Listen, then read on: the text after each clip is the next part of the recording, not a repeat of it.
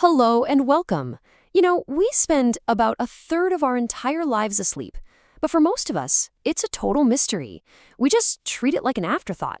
Well, today, we're going to change that. We are diving deep into the user's guide your brain wishes it had from day one. You absolutely know this feeling, right? Your body is just screaming for rest, you are exhausted, but your mind is running a marathon. You're just lying there in the dark, physically tired, but mentally wired. It is one of the most frustrating feelings imaginable, and I'm here to tell you, it is not just in your head. That feeling, that's the real-time result of a biological tug-of-war. See, your ability to fall asleep isn't random, it's not luck. It's a precisely regulated battle between two competing, powerful systems inside your brain, fighting for control every single day you're alive. So, to really get a handle on this tug of war, we need to meet the two main players.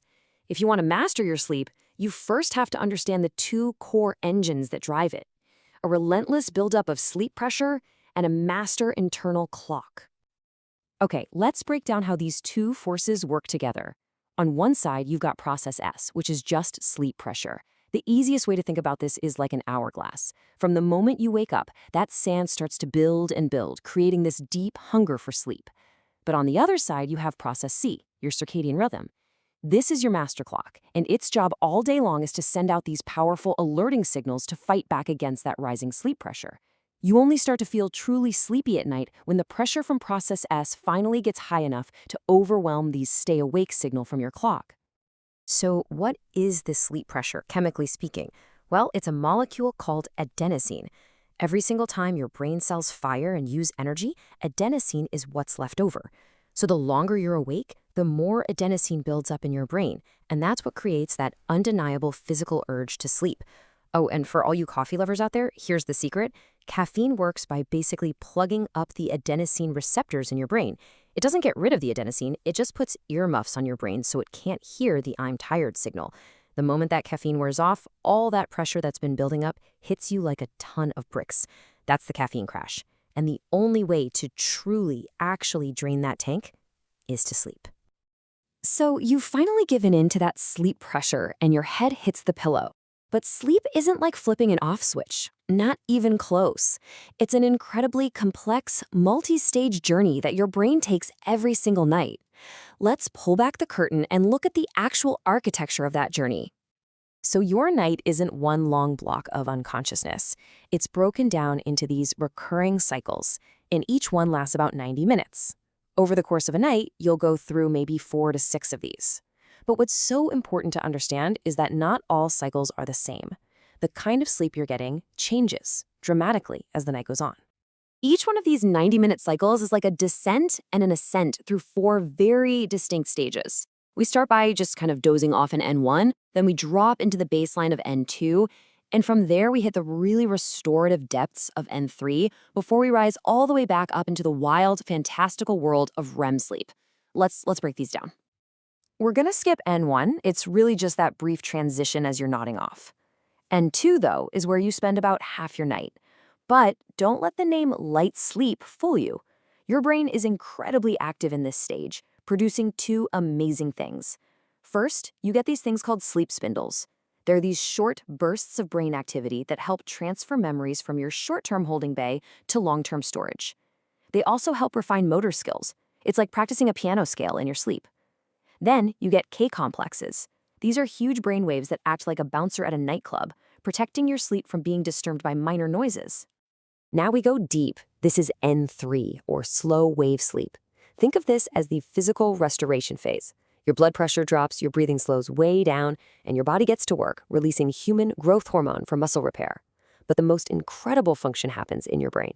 A system called the glymphatic system. Basically, your brain's janitorial crew kicks into high gear.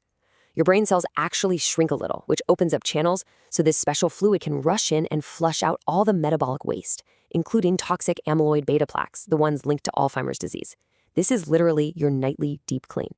And finally, after that deep clean, we reach the most famous stage of all, REM sleep. It's called paradoxical sleep for a reason. If you looked at a brain scan during REM, it would look almost identical to a brain that's wide awake. It is completely on fire with activity. But at the same time, your body's in a state called atonia, a temporary paralysis that brilliantly prevents you from physically acting out your vivid, wild dreams. This stage is like emotional first aid. REM sleep is a form of overnight therapy, helping you process difficult events and regulate your emotions. Okay, so we've seen the incredible, essential work that happens every night when we sleep. But what happens when this intricate architecture is compromised? What happens when it collapses? Well, the consequences aren't just about feeling a little tired. They are systemic, and they are severe. First off, your metabolism takes a massive direct hit. When you're sleep deprived, your body starts producing more ghrelin. That's the hormone that screams, "I'm hungry." At the exact same time, it produces less leptin, the hormone that says, "Hey, you're full." The result? You feel hungrier, you never feel satisfied, and your brain starts specifically craving high-calorie, sugary foods. It's a recipe for disaster. And it gets worse. A lack of sleep absolutely devastates your body's ability to manage blood sugar.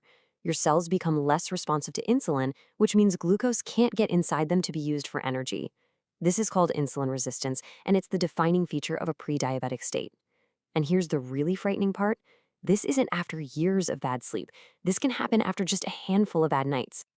A lack of sleep also makes you an emotional wreck. Your amygdala, which is basically the brain's emotional gas pedal, becomes 60% more reactive. And at the very same time, the connection to your prefrontal cortex, the logical, rational brake pedal, gets weaker. So you're left with all gas and no brakes. This is why you feel so much anxiety, why you have mood swings, and why you make terrible decisions when you're tired. Now, in really severe cases of sleep deprivation, your brain will actually take matters into its own hands. It will force itself to shut down for just a few seconds at a time, even if your eyes are wide open. These are called microsleeps. And if you're behind the wheel of a car, a 4-second microsleep at highway speed means you have just traveled the entire length of a football field completely blind. It is terrifyingly dangerous. All right, that was all the bad news. I know it's a lot. But the good news, the really good news, is that we have a science-backed, biology-based playbook to fight back. These are not vague tips. These are concrete protocols designed to work with your body's natural systems, not against them. So let's get into it. Your number one most powerful tool for regulating sleep is light. It's not even a contest. First thing in the morning, within an hour of waking up, get outside for 10-15 minutes of direct sunlight. No sunglasses.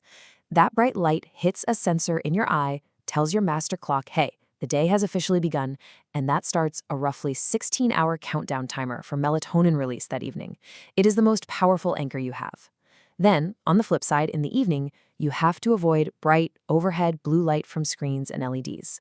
That light tricks your brain into thinking it's still daytime, which slams the brakes on melatonin production and makes it way harder to fall asleep.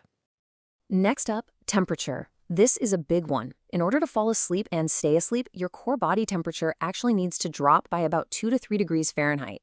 So you want to keep your bedroom cool, somewhere around 65 degrees Fahrenheit or 18 Celsius. And here's a cool paradox you can use. Taking a warm bath or shower an hour before bed can really help you sleep. That warmth brings all the blood to the surface of your skin, which allows your core heat to radiate out, and that rapidly cools you down once you get out. If you want a simple, powerful rule for timing your evening, just remember this. 3-2-1. 3 hours before bed, stop eating big meals. Digestion raises your core body temperature, which is the exact opposite of what you want. 2 hours before bed, stop working. This helps lower stress hormones like cortisol that are designed to keep you alert.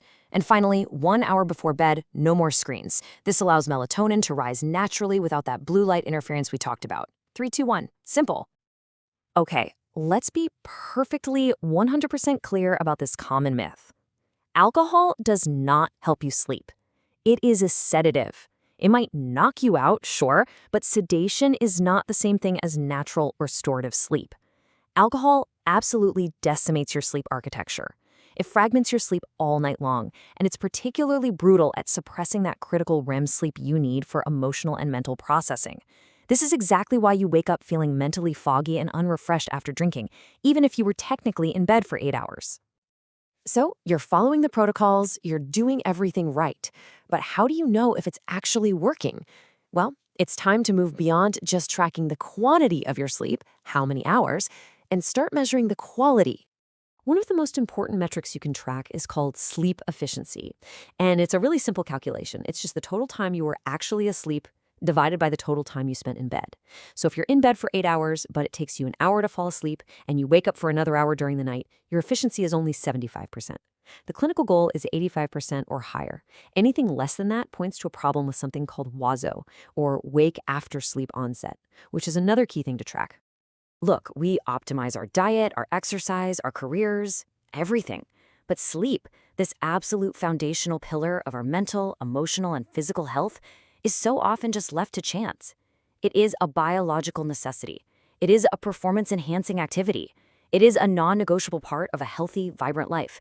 So the question is, are you going to continue leaving a third of your life up to chance?